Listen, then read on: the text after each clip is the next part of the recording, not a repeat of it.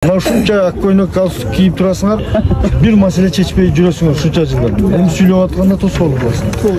Ушул жердин маселеси биринчи орунда. Урматтуу начальник архитектура.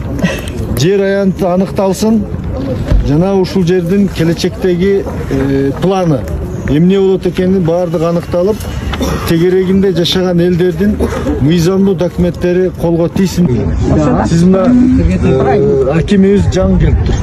Siz zam hakimsiz. 3 yıldan beri işteyiz. Şu boyunca özünüz ne iş hareket kıldınız şu yılga çeyin.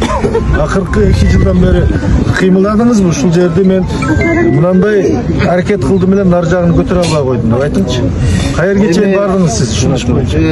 Сөзүн ачыгы биз жыл сайын Кузнечный крепостьтин ошол маселесин кат түрүндө мэрияга жазып келдик. Себеби биздин муниципалдык администрация деңгээлинде биз өкмөткө чалбайт экенбиз. Өзүбүздүн баягы внутренний өзүбүздүн баягы регламент процедураларыбыз боюнча келди го элдин мүлкүн элге бергенге.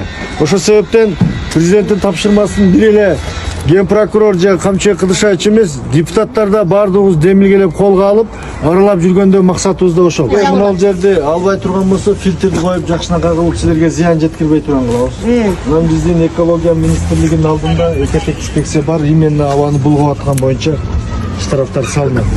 Азыр мен участковойго дагы, акимге дагы айттым. Бул мен айтканым протоколго түшүп атат. Ал протоколду аткарбаса, булардын үстүнөн чара көрүлөт. Жететип, протоколго киргизиле, экотек инспекция бар го баягы. Ушул мына жердин тазалыгын, мына абаны булганып аткан боюнча мыйзамдуу түрдө чара көрүп, мына жер боюнча маалыматты берсин.